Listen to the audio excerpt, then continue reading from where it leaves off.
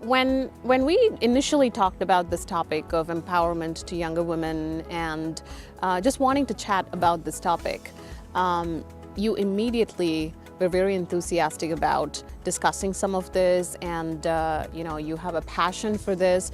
Tell us what you're doing within Google and outside of Google to empower young women, and what are some areas that you're keenly focused on? Yeah, so I've always been really open to mentoring people and kind of watching them throughout their careers as well as they come up. I was super lucky to have amazing mentors in my life, both females and males for that matter, and so just really kind of paying it forward and making sure that we can help bring up and champion and sponsor the young women within and inside our organizations and outside. Even in my last company, I still speak to a lot of young women, just watching them grow with their careers, being available to give advice and so on throughout different questions that they might have. So yeah, for sure, I'm really passionate about the subject, want to help out as many people as I can. I can't get to everyone, of course, but even just role modeling what behavior is. So these kind of discussions, I think, allow that to happen. So thank you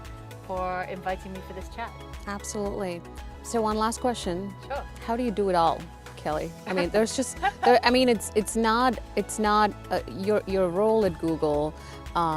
It's got an extremely large scope and impact across the business. And your role as a mom, you take it very seriously, and obviously family is first priority. And at the end of the day, there is Kelly, the individual that's behind all of this, that needs to be taken care of too. So how do you do it all? I'm not sure that I always do it all, or I'm juggling everything always perfectly.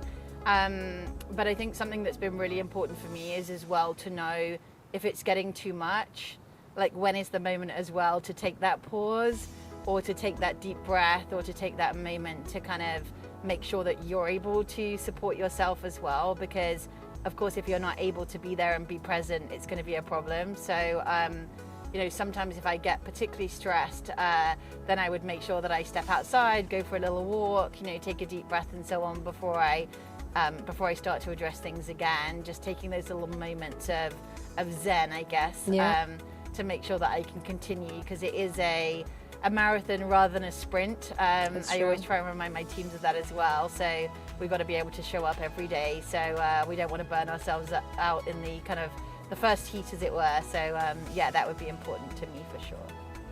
Awesome. Kelly, thank you for allowing me into your personal space.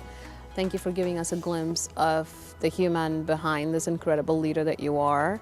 And it takes strength to talk about some of the things that you shared today, and I sincerely appreciate it. Thank you very much for having me. Absolutely. Self-eSTEM is a nonprofit organization that helps underprivileged women empowered to do more STEM activities and STEM education. You can check out our social media sites. You can also check out our Instagram and LinkedIn profiles for more information.